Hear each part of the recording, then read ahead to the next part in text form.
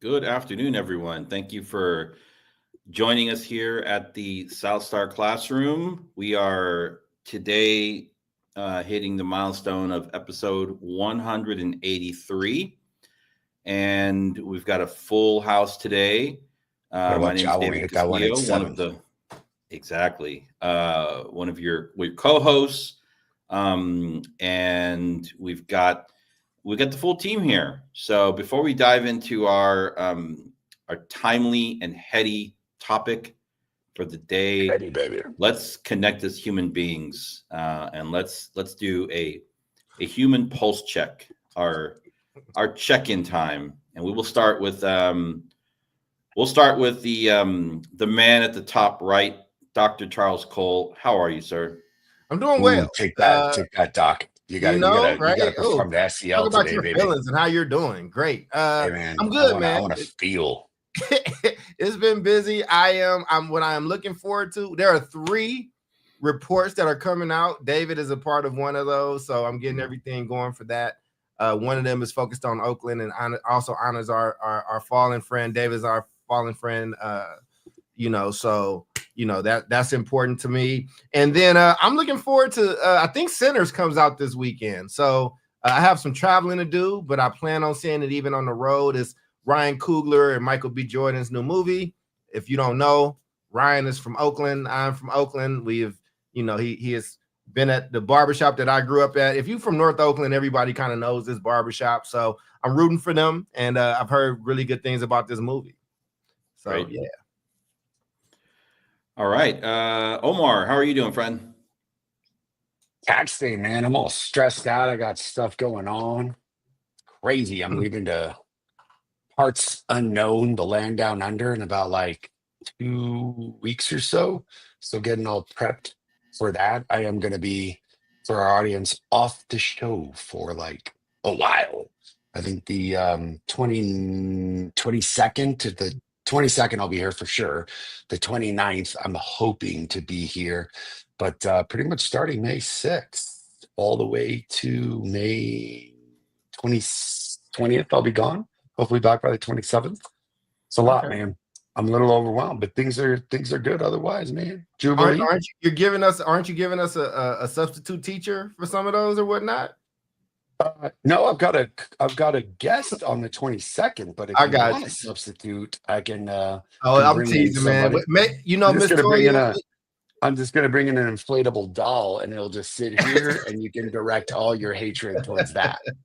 I got you. I didn't mean to step on you, Jube. Go ahead. Be safe now. Don't be Julie. dancing and driving. We're doing great. As I pull up to the corner here in Baltimore, and there's a big old sign with the Sinners, promo on there. But I'm great. Right now. I'm just trying to get home, safely. I'm trying for people to not think that I'm an Uber, and I'm trying to, just keep this joy as these people honk for no apparent reason. Huh? Isn't that grand? And to Omar, we are going to miss you.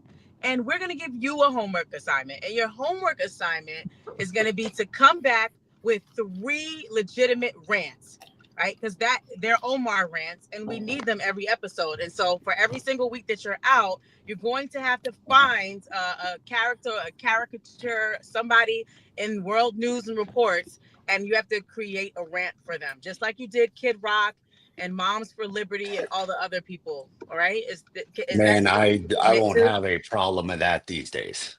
Awesome. You got to give them a limit, though. Should they be 3 minutes, 5 minutes? We can run it on the show, but you're I think right. it's got to be like less than 2. Omar, right. stop it. We know you.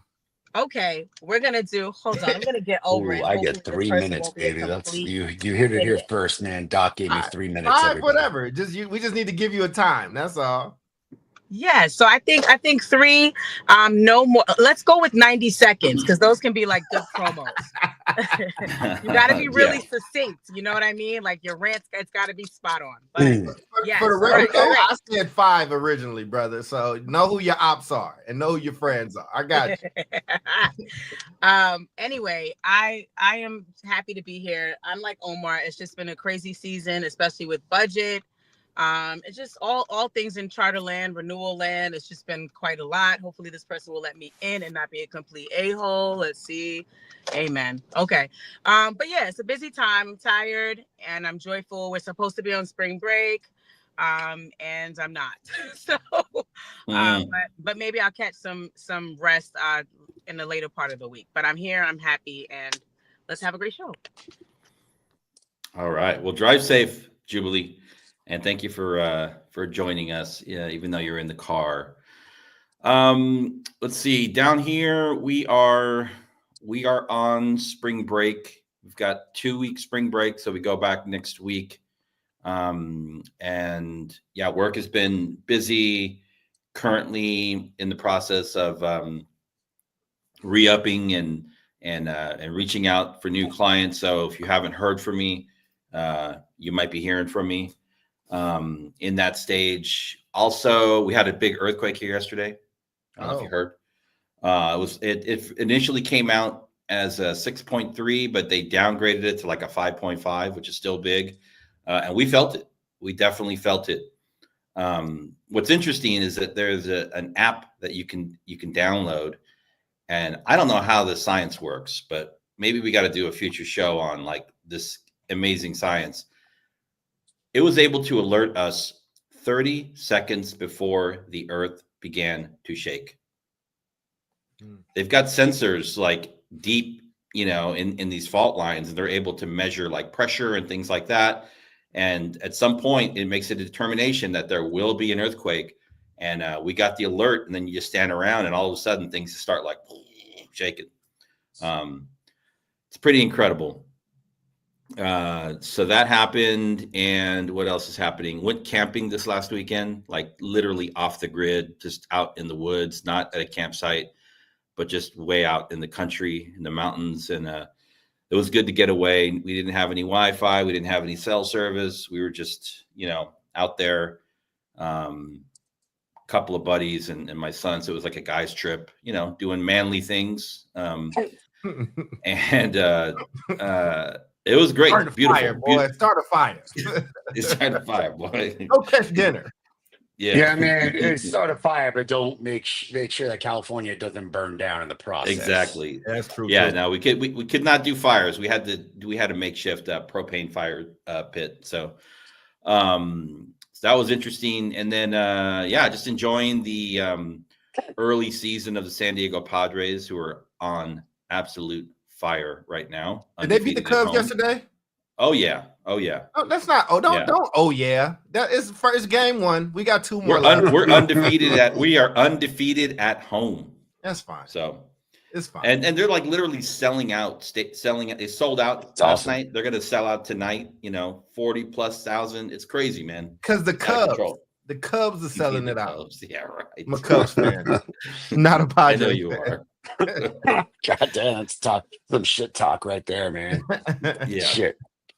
Yeah, well, I'm supposed to be rooting for so the my Dodger friends, I had to hear their mouth at first for the Tokyo game or whatever they played. But we took 2 out of 3, so we're on our West Coast trip right now. So we'll see how it goes.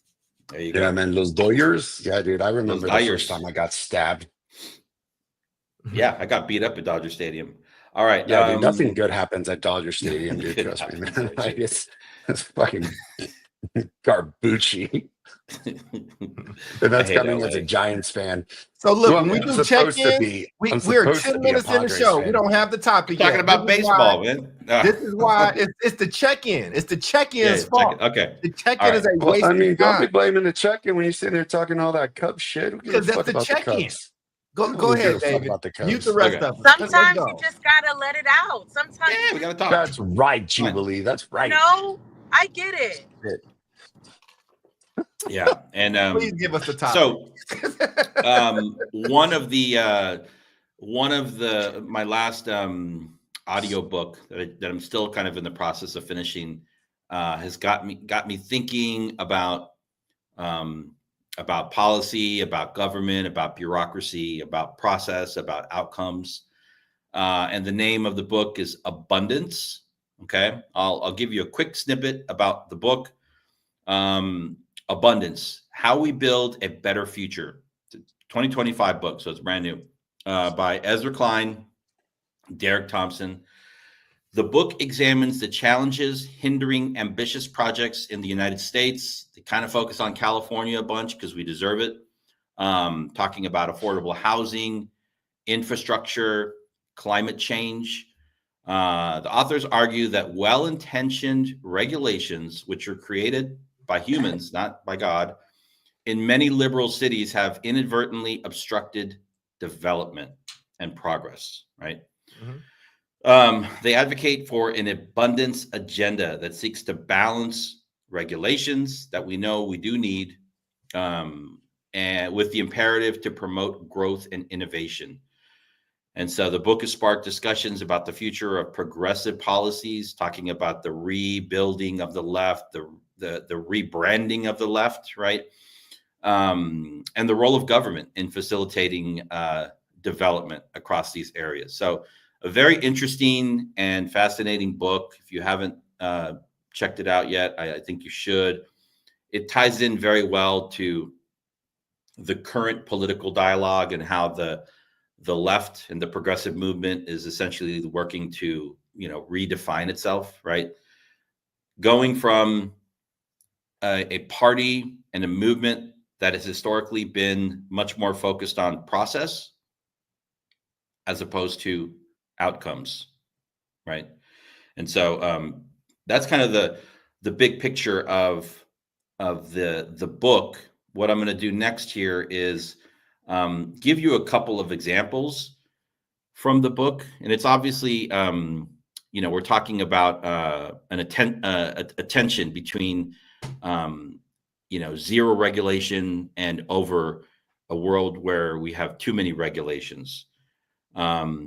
And so the answer is neither here nor there. As always, it's somewhere in between. And the book does not cover public education really at all, or education in general. So that's what we're going to dive into on today's show. But first, let's look at a couple of examples from the book. I've got 3 examples I want to share, and then we'll open it up for dialogue, and then we'll dive into the education piece. Number 1, an example from the book that, and the framing here is when the system blocks its own progress, right? California is obviously somehow still the 5th largest economy in the world if we were to be our own country, which is fascinating. But yet we have not managed to complete a California high-speed rail. This conversation started in the late 1970s, early 1980s. They had high-speed rail in Japan, I think, going back to the late 60s, right? Like, it's been there, done that. Like, you go to Europe, that's what you do. You fly into Paris, you fly into London, you want to go to different parts of. Oh, it's crazy. These things go 200 plus miles an hour. The Eurostar. In California.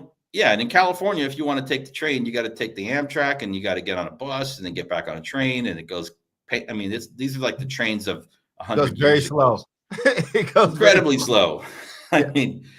So, California has had this big plan for decades now to build high-speed rail connecting Southern California and Central California and the Bay Area. It was positioned as a climate-friendly transit option that millions would use and take advantage of. But after years of political infighting, regulatory delays, we'll get into that, and ballooning costs, because with every regulation, there are layers of contracts that you have to go through to identify consultants and these firms to come in and make sure that you are moving your project through meeting all of the regulations and all of the reports, right? And all of that costs money. So paying people along the way. Bottom line is the project remains incomplete. I don't even think we've completed a segment from, I think it's Merced to Fresno, which is really not that far. And it's still not done yet. Didn't Gavin say it was going to be it's like Fresno to Bakersfield, and I think Mar was like, "Who the fuck wants Fresno to Bakersfield?" Who? They were just, they were trying to find the stretch that would be the easiest to do it, right? And we still can't do it. Yeah, exactly. Right. So, There's an example of failing to deliver abundance to working families and commuters that it was designed to serve. So here we are. We're talking about, in California, Democrats that have not been able to deliver for the people. Talking about high-speed rail. Example number one. Example number two is what's called CEQA, California Environmental Quality Act. And I lived this thing, and I'll tell you how. CEQA was actually an act that was first presented and brought into the state's legal framework by Ronald Reagan, who was a Republican. But I don't think Reagan really knew what he was proposing, and the legislature didn't, and it ended up becoming this whole other living entity which nobody has any control over, right? And so what it is, it was an act that was designed to protect the environment. Simple. But it's now used frequently to block housing, block clean energy, even school construction. Projects with social or climate benefits often stalled due to environmental lawsuits or endless local reviews.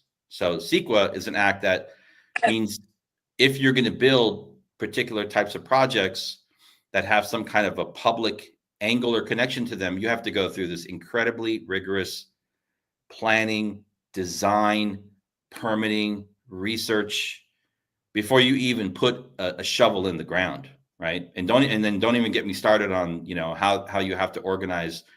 If you're taking state money, it's got to be union labor, and it's just unbelievable. So in probably more than maybe 15 years ago, when I was principal at Oakland Unity High School, we received a state grant upwards of $30 million. Little charter school. I think we had 400 kids enrolled. Got a $30 million grant to build or renovate an existing building into a new high school. And we were so excited. We found a property. We bought it. It was an old state insurance fund building. It was beautiful. We were going to have to redesign the whole thing. We got 2 or 3 years into this thing, and we had to sell the property back. We had burned through a good chunk of our budget, paying surveyors, paying for environmental impact reports, paying for traffic reports, paying for all of this stuff. And there was no end in sight. And so we decided to pack it up and to return the property back to the state, return the unused funds back to the state. They give you money to enter into a process, which I think at that time, maybe only 20% of people could actually finish. So we don't have a new school, right? Ridiculous. And then housing development is another area that the book covers. And this is the last area. Think about places like San Francisco, Los Angeles. You got zoning restrictions, permitting delays, the whole NIMBY movement, right? Everybody wants affordable housing. Everybody wants to end homelessness. Everybody wants low-income housing until it's in their backyards, right? And now they use these laws, these regulations to do that, right? These zoning restrictions to stop housing in a state where we badly need housing. And in lieu of that, we have skyrocketing rents in California, deepening inequality and access to housing.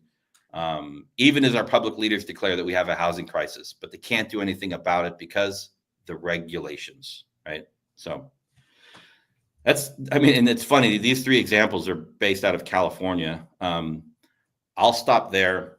That's the big premise of the book. And they're basically offering a path forward for the progressive movement, thinking about California, for the Democratic Party to figure out how they can shift to a more of an abundant mindset, shift on delivering for the people, shift on moving away from these long regulatory processes that essentially stifle innovation. I'll pause there before we go into education.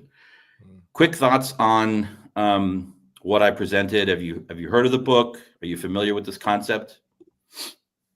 I've heard the book. He's doing his rounds. He was on Bill Maher. I have not read the book yet. I do plan on reading it, kind of taking it in. I've heard some mixed reviews about it. I think, but this whole being in abundance and kind of talking about California and its restrictions. I mean, California is very, very expensive for a lot of reasons. Weather and how nice it is one of them, but the zoning and the it's just not it's not a place to start a business. It's not a place that businesses are wanting to stay. If you want to own a house, like I would have loved to still been in Oakland. The house that I bought is under $200,000 with a full theater downstairs. This house would easily be $1.2 million, $1.3 million in the worst neighborhood in Oakland. It just is cost restrictive. You're going to be cash poor there, and it doesn't seem like they want a lot of people to be there. They want the thing that made them so famous and beloved was of this diversity and all these people coming. It doesn't seem like they want that. We preach about it, but it doesn't seem it. So I don't want to belabor the point because I know you want to rip this into education, but I just wanted to double click down on the initial premise of the issues that California is facing and why we can't get to a place of abundance. Yeah. Jubilee, Omar?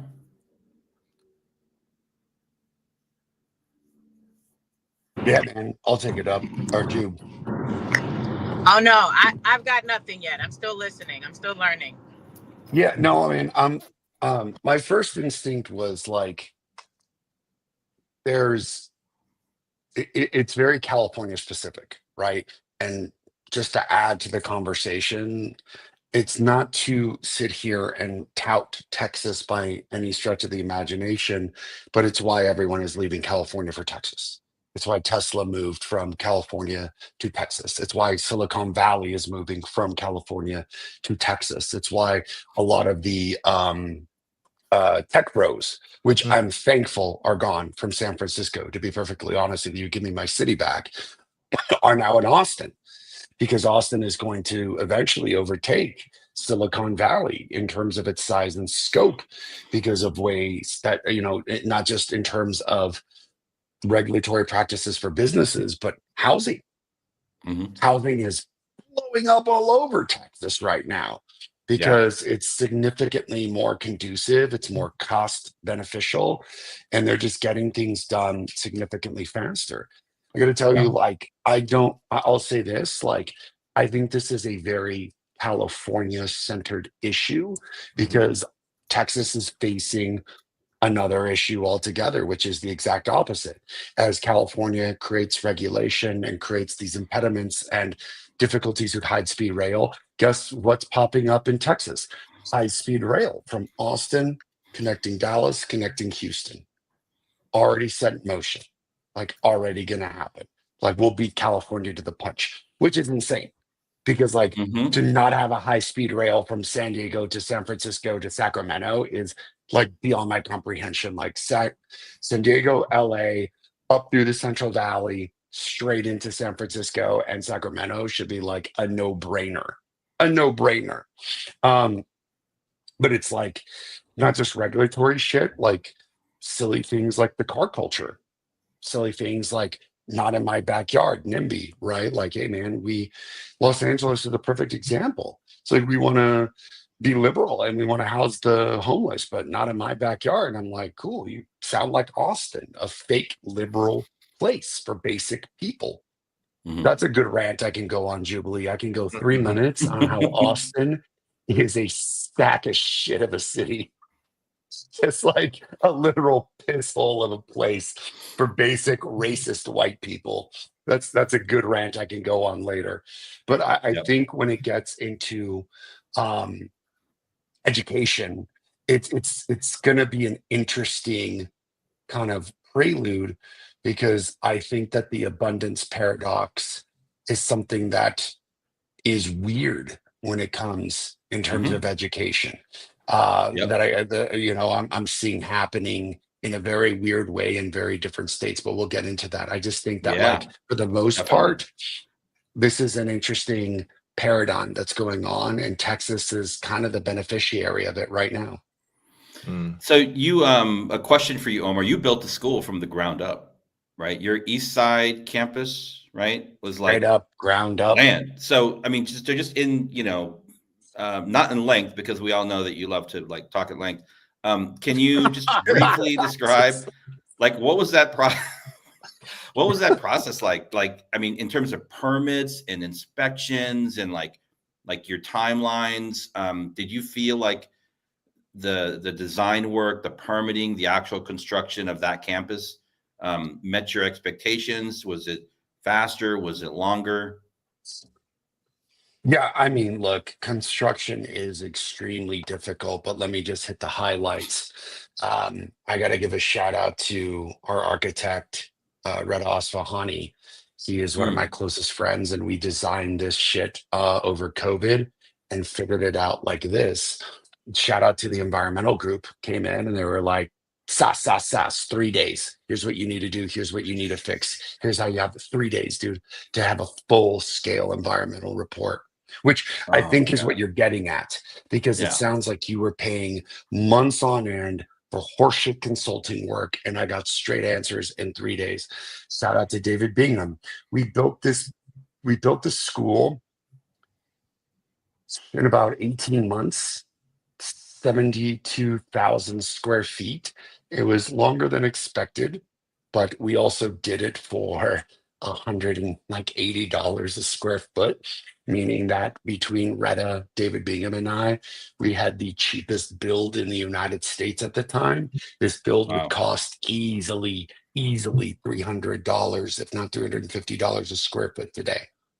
So Yeah. the basic point that I'm trying to make is like, no, I did not suffer what you did in California. In fact, just the opposite. And the end result is like you were able to deliver a Yeah, beautiful to school code, facility for your to students. code, to Yep. Yep. complete United States Yeah. architectural code, safety codes for children, Mm. everything up to absolute code. I think Yep. that California has become a miserable cesspot of bullshit payments and regulations, and it is Yeah. stalling progress. And that's why people are not sorry, everyone is leaving. Yeah, no, it's tough. It's tough, and building and designing a school is even harder. I mean, we lived it. So let's let's now that we're talking about schools, the reason I put together this show was because I was listening to the book in the background, and then out of Fordham Institute, an article came out by Daniela Souza. It's called "Can the Left Deliver Education Abundance?" So, I'm going to check this out, right? So the article, I mean, long story short, provides examples of, despite progressives' stated commitments to equity, right? They often resist new school models that expand access, especially when those models operate outside of the traditional system, talking about the district system, right? A couple of examples in Bronx, New York. I'm not familiar with the school. I've heard the name before, but they bring up the example of Vertex Academy, opened in a district where only 7% of students graduate college ready. So this charter high school faced a legal challenge from local teachers union. Sound familiar, Charles? It eventually opened, but the fight reflected a broader resistance to new options, even in places where existing schools weren't working for children, right? California, AB 1505, right? Assembly Bill 1505, a 2019 law that allows districts to reject new charter schools based on their potential financial impact on the local district. So the students that attend El Paso Leadership Academy are hurting El Paso ISD, right? And therefore they can use that as an excuse to like shut you down, which is insane. Of course, you can't have a double count of students, right? Your students would normally go to the district. They don't. They choose to go to other, charter schools. And so in this, in AB 1505, they prioritize, historic institutional budgets over students, and they blamed the policy for steep declines in new charters, often in communities with fewest high quality examples. We're seeing that right now in Oakland, California play out. So the legacy of AB 1505 is being played out from 2019 is being played out in 2025 Oakland, California, with the closure of several high performing charter schools, right?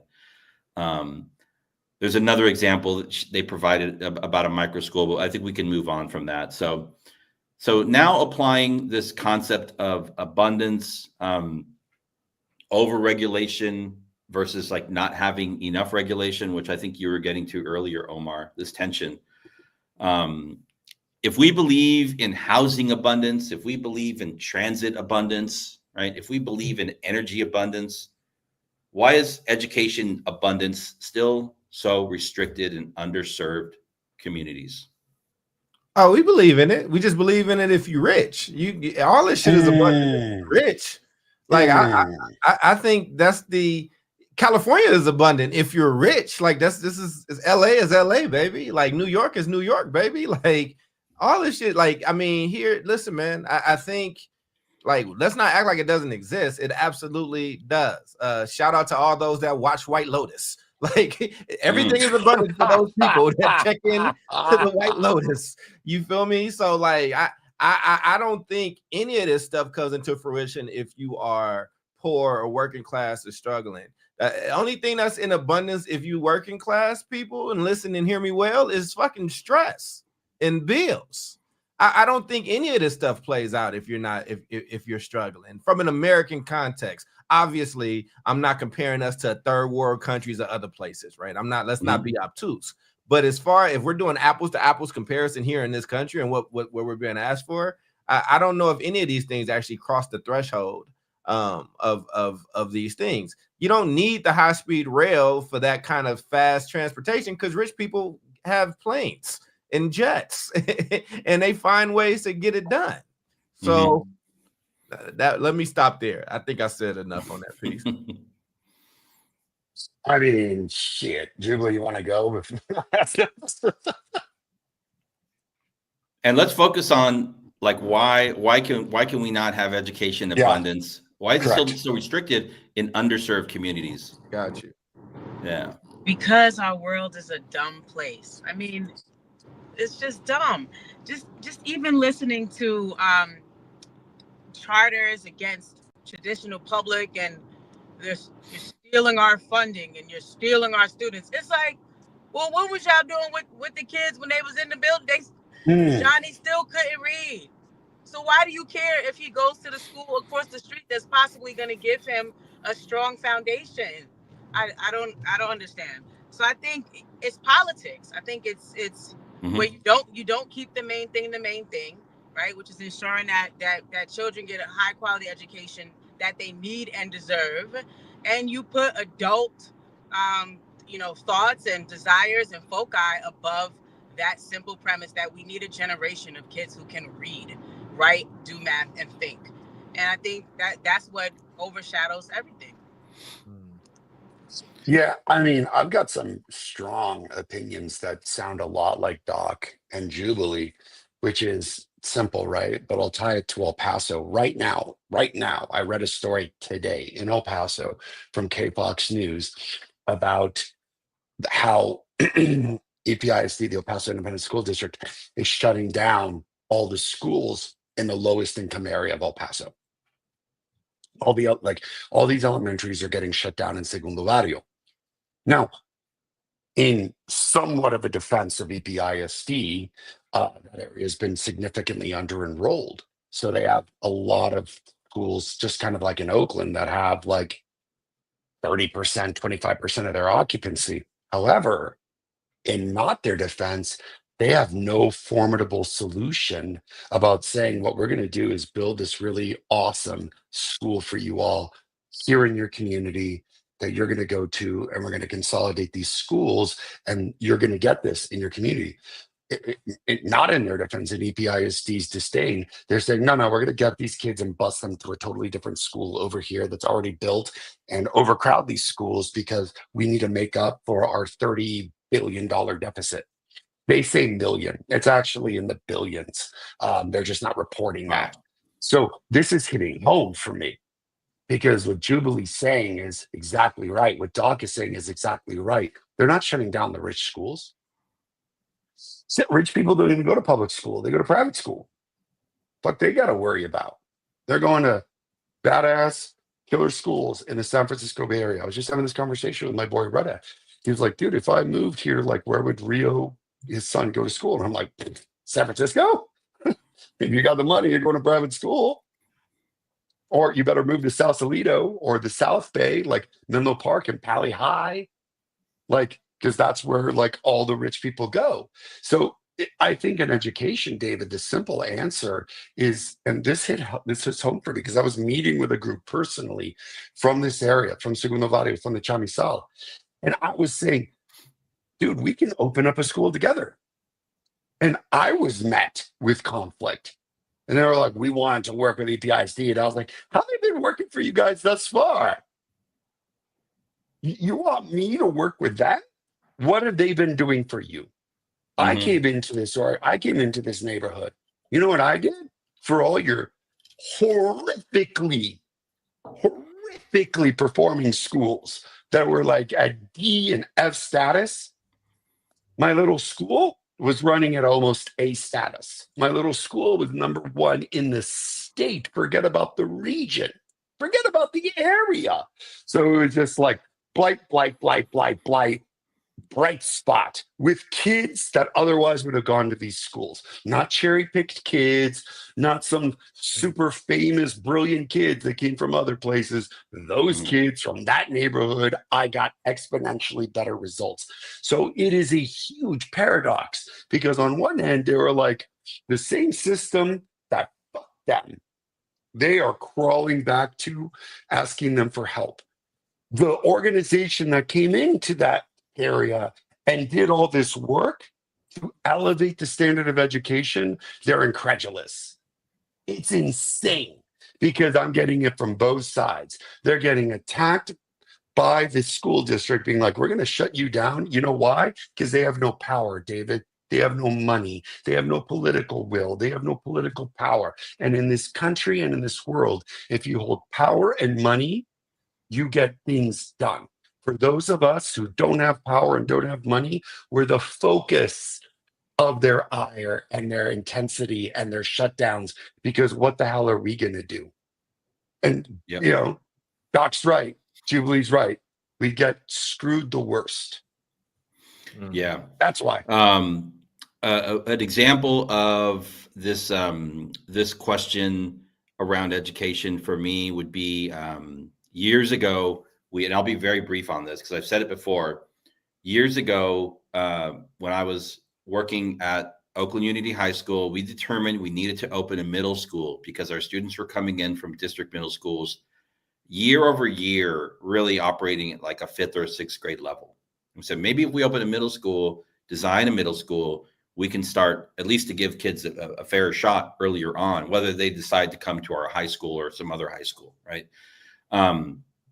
It benefits the whole community. But, you know, we were denied over and over because we had not historically run. The bureaucracy said, you have never done this before. And I said, well, you're not doing it either, right? And so they, you know, they denied us at the local level, even though at the time we were running the highest performing high school and we had done the research, what it takes to, you know, go from a high school to a middle school.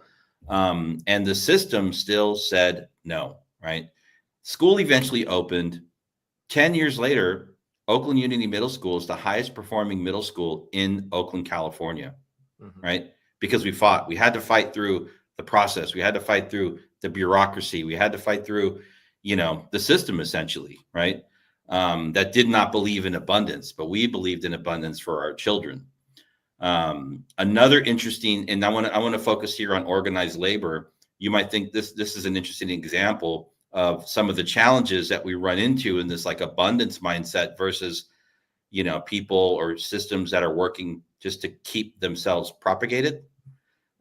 Recently, 2 Oakland charter high schools were being considered for renewal on appeal. One of the schools was one of the highest performing in the city, had some governance issues. The other school was actually in the low tier, which means it was the lowest tier for renewal criteria. It was a low performing school. The low performing school got renewed. The high performing school was denied. The low performing school teachers were unionized. The high performing school was ununionized. So the union essentially is protecting jobs at that point to keep this school open.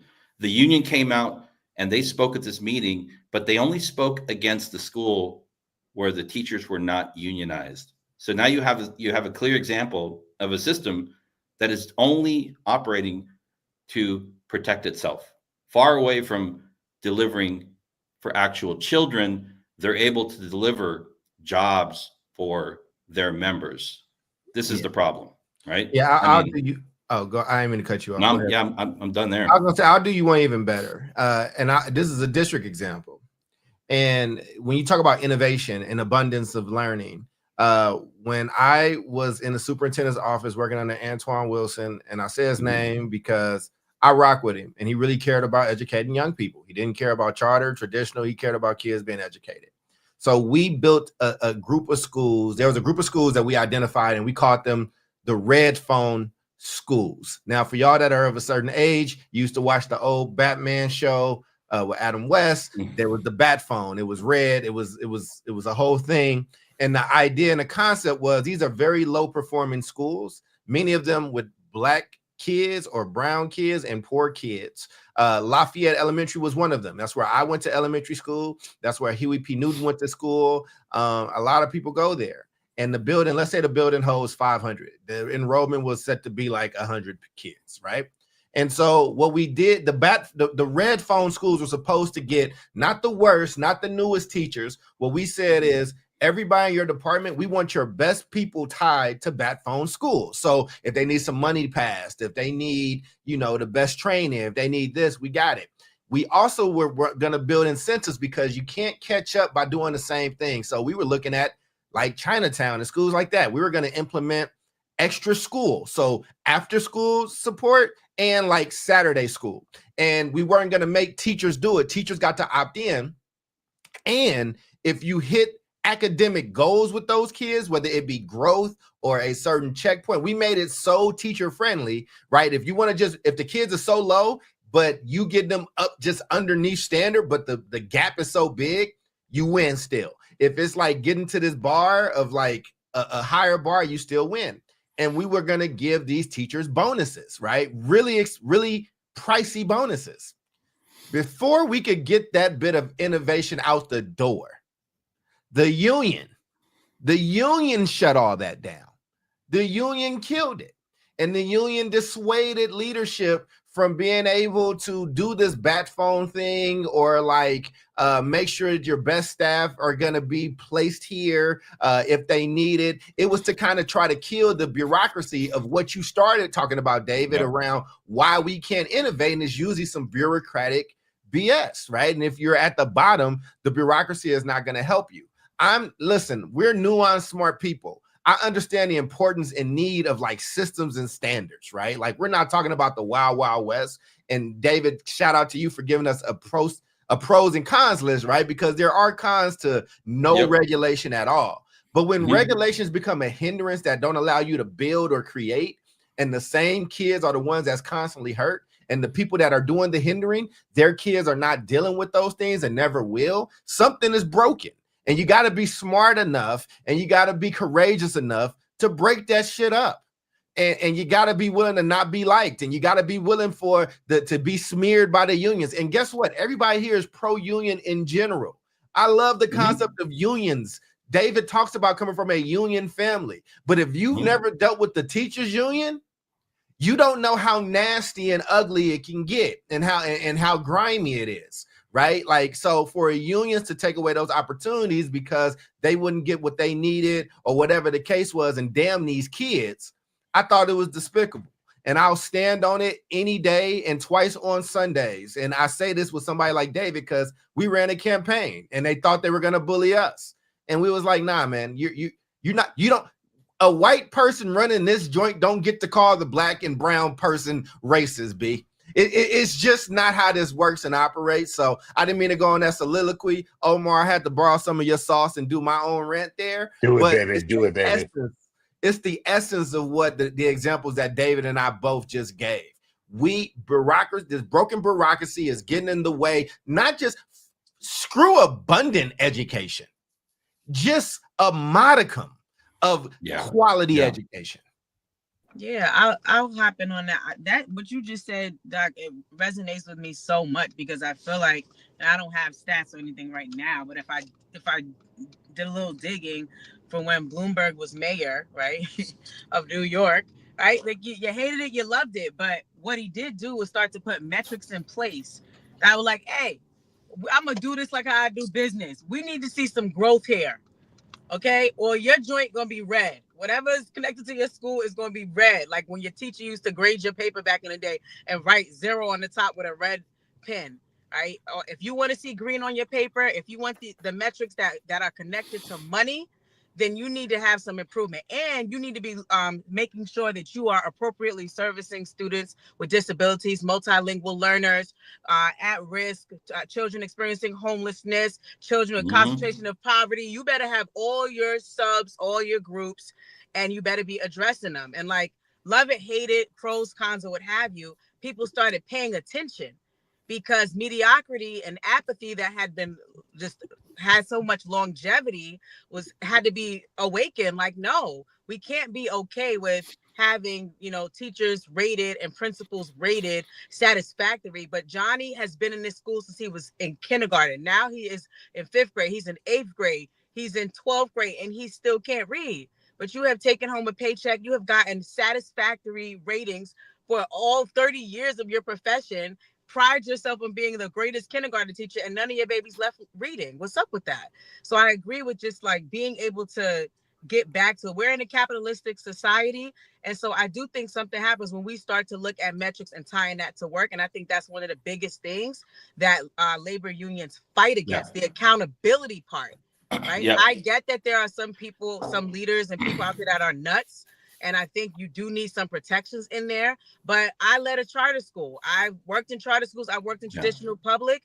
I've seen a crazy in both directions, right? But if we actually get to the heart of it and have people in the work that want to see kids do well, then why would you be fighting to have something that you didn't earn when you're taking a paycheck home and children are not benefiting from your services? You should feel right about it. You hit the nail on the head right there, just quickly, because you going back to the premise of the book and the theme of the book is that the left and associated with the left, the progressive movement, the Democratic Party, have become so obsessed with process and not outcomes, right? Yet when we that have worked in education, like that's our world, because we have seen what it looks like when large scale public school districts are more focused on just more funding, more resources, right? Which are important, but how does that translate into delivering goods in the form of educational services and supports that we can look at in a graph for students? That's where their end goal is like more funding. We want more funding. We need more resources. We need more teachers. How is that going to benefit students? So I think, that might be the one caveat of the one area where, like, I consider myself well, maybe not a progressive, but, and I'm no longer a Democrat, so maybe I'm the wrong person to be saying this, but I'm like, if we're going to spend money for anything in terms of like, public money to build a high-speed rail, to build housing, whatever, there need to be outcomes for education. There should be outcomes associated with it so that we know the taxpayer has gotten what they paid for. And that could be a bridge. That could be a housing development. That could be, educational outcomes in a school system, attendance, math, reading. That's all I need to see, right? I mean, let's keep it basic. But even I know it's different in Texas, Omar, because your state has a whole ranking system. In California, we don't have anything, man. Like, parents are kind of flying blind, and we've kind of lost our way. And we're a huge system. We have massive districts in California, and there's all this money going in, and it's like, for what? Like, where is the actual? Who can point to something to say, here's how children are benefiting, other than like, here's where they go for 7 to 8 hours of their day?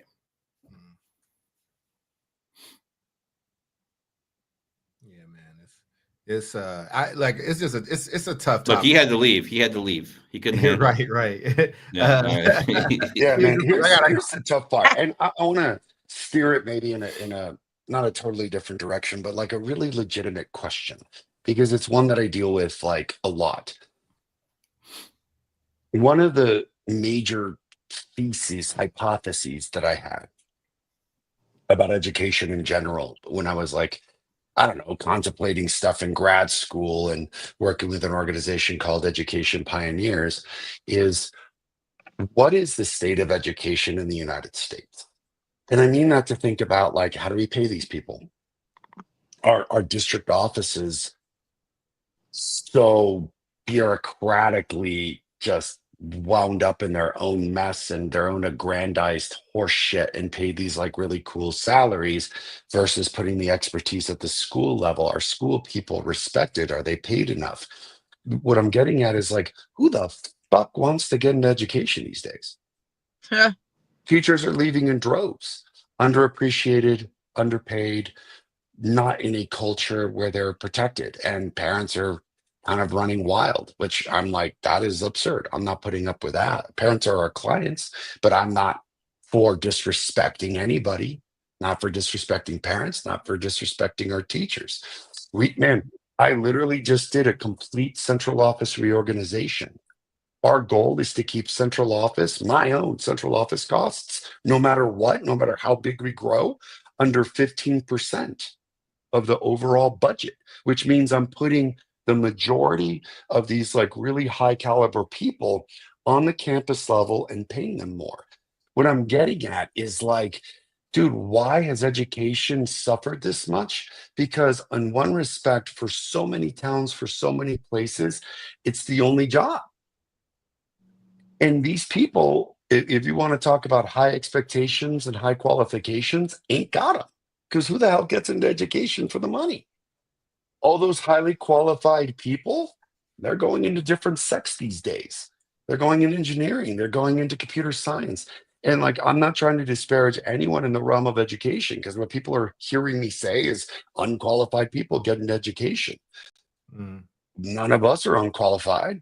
In fact, the exact opposite. A lot of us are highly qualified, except, sorry, dude, like it's still people are people. People look at the business sector and be like, we should do things with the efficiency of the business sector. They're a bunch of dumbasses too. We're talking about the United States here. It's an unequivocally undereducated country. People think that the United States is so overeducated. You start looking at our education rates compared to other countries, we're abysmally uneducated. What I'm getting at is that, like, if you had the opportunity to be educated and you grew up like Doc, you grew up like David, you grew up like Jubilee, you grew up like me, it is a fucking miracle any of us are in education, because we should be in sectors that are getting us out of poverty, getting us like a lot of money and a leg up. So why has education become this place where they're like holding on their tight grip? Because I have dealt with it my whole life in the education. I am profoundly hated.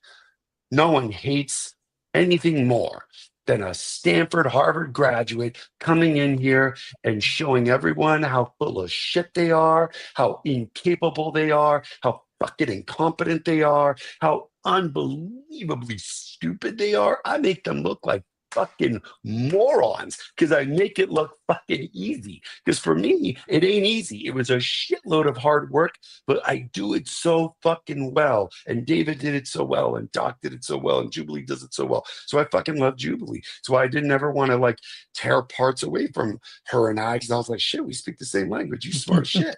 You're capable. You know what the fuck you're doing. People are afraid of you. People are afraid of Jubilee because she'll walk into a building and be like, well, this sucks, you suck, this sucks, that sucks. And she doesn't use that language ever. Her language is so good, so positive, so inspirational. Remember, I worked with Jubilee personally, but it's accountability to be like, all right, what are we doing here? And in the background, and what she's thinking in her head is, why the fuck are you in this building? She definitely did check-ins. Absolutely. You know what I'm saying? That's two shady remarks towards Here's Omar. the data. here's this motherfucker. What's this motherfucker doing? And she didn't use that language, but it was essentially being like, here's all the data. I read it all. Here's the analysis. We should really figure out what the efficiency levels are here to ensure that kids are getting the best supports possible. What she's saying is, these three motherfuckers ain't producing shit. Why are they still here? These people should be celebrated because they're doing a bunch of shit. These motherfuckers ain't doing anything, so they should Simple. just, get up and be gone. Education is marred with just incompetency. Question. So I love what you're saying, Omar, and it's generating so many questions for me, but it's like, is this important if rich kids don't need it? You know, like, is public education important when rich kids don't need it, when wealthy kids don't need it? And I think this is part of like what's happened. Again, maybe this is another show, maybe somebody wants to research it, maybe I might, but like, when did this all become so discombobulated? Because public education, to my knowledge, didn't it start as this very like elite thing hundreds of years ago, like for the elite, right? I don't think it started for the dregs, as my dad would say, right, or the needy. I think it wasn't supposed to be inviting the astute of the society, right? Like, that is where it started. And then over time it became this thing that was like, come one, come all, right? So it's just like, is it only relevant, and is it only something that's going to have metrics tied to it and accountability tied to it, depending on the user? And if the user is wealthy, and if the user is white, and if the user, has, political ties and all of that, then we care about the bottom line. But if that is not the user, if the user is Black, if the user is brown, if the user lives in the project, we don't care. Yeah. We don't like what. How does this bottom line help us? Like, all you're going to do is you're going to be a janitor, and you don't need to have a great education to be a janitor. We don't think that you can be an astronaut or a doctor or produce shows. So whatever. And I just like, because, and I'll give you a more like concrete example, right? And so my son's in high school. He has a teacher. My son, he has like 2 AP classes. He's got like honors classes or whatever. And of course I'm pushing him because I'm like, you're going to get bored. You need to continue to stretch yourself and do all the things. He's got a teacher who continued to fail him semester after semester. It just didn't matter. Sydney has been reading since he was 3 years old, and this teacher continues to give an F, and she has the honors class. How long you think this lady has been teaching, right? 15 years, 20 years, 25 years, 30 years, somewhere around there. The system how can they get rid of her? Do you know how many teachers are like that in the system? We talked about the rubber room in another episode a while ago. Like, it's in a corporation. Yeah. How long do you keep an underperforming employee? In a corporation, in a Fortune 500, in a Forbes 50, how long do you keep somebody who's underperforming and not helping your company meet the bottom line? And yet in education, you get like a damn travel package, and you get teddy bears, Twizzlers, like, and paid to do a sucky job, right? So anyway, I'm done. That's my rant for today. Yeah. Everybody gets a free rant because of Omar. Oh yeah. No, I mean, so I was just gonna say, Dave, before I hop off, I just, like I said, this just leads me around. When we talk about the abundance thing, you just start asking, when things start to get too complicated, start asking very simple questions. And why was it that in times right after slavery, with people that did not have a lot of education at all or any, why were they educating kids how to read better than what we are now? Why was it that Native Americans were able to educate themselves long before with no resources? Why is it that Mexican folks who used to be in Mexico, then it was California, then it was this was taken, that was taken, or whatever the case is? Why is it that education was so much stronger then, with so much less in principle than what it is now? We're in the will of it. And I'm gonna be very honest too. I lived in Kentucky. There's a lot of poor white kids that get terrible education. I get the point why we say the Black and brown thing. I understand that, but like, go to. I wasn't quite in Appalachia, but go around in those areas, like it's really, really bad. And there's an incentive to not having very, very smart people or making sure people have the education. Once you give it to them, it is marred in like in like the propaganda of the empire. And again, you have to understand how empires work to know that. And we've talked about it here. So my parting statement is we let's talk about abundance, but let's talk about it in a sense of too, like knowing that it's not coming. If you don't expect it to come, if it does come, it's a great blessing. But two, prepare differently, act differently, move differently, instead of waiting for these entities that are never going to come around for your kid or for your community. What are we building? And it's been built before, and it can be built again. Boom. Yeah. I think, thank you, Charles. I gotta If run you got to over, go, I'm sorry. I'm happy to close out the show here. I Yeah, think yeah. Jubilee landed on a good point. You know, it shouldn't be so incredibly impossible to exit a teacher from his or her or their position for a number of reasons, right? It also shouldn't be incredibly easy to like fire a teacher for being late 3 days in a row, right? So there's a middle ground there somewhere. There's pros and cons on both sides. I think we do need some. We clearly need regulation. You know, people that work in schools do require a particular level of like workplace protection, labor protections. But I think when we lose sight of the end goal, and that's like the kids, that's where we lose it. And so this conversation is focused mainly on public education. But I'll tell you what, like if public education can't get its act together around this issue, then we're going to start to go into the whole world of what's happening in red states and this like scorched earth school choice. Let's just give the money directly to parents with absolutely zero guardrails, zero regulations, and let them spend it how they wish. And to me, like that's a problem as well. That's the problem on the other side of the coin. So I think the you know, if you think about like labor contracts, like there are probably states like Illinois, California, New York that have labor contracts that are this thick, right?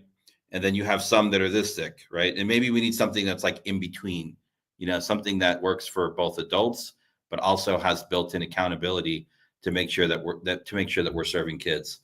I think that's where we need to go next. I think this is also very interestingly tied to this current moment in the, like I said at the beginning, how the Democratic Party is working to like redefine and reinvent itself. And if they choose to like, you know, look back at the last 30 or 40 years of how we've gotten here and double down on that, you know, then I don't know what the future holds for the Democratic Party in this country. And I think we just need to prepare for, you know, decades of Trumpism. That's my closing thought. Anybody else? Oh man, I got to go. Jubilee. Yeah. I'm good. All right. Well, thank you so much. Thanks everybody for joining South Star Classroom episode 183, and we will be back next week. Get that heart, Jubilee. Peace out. Oh no, get that heart. Oh man.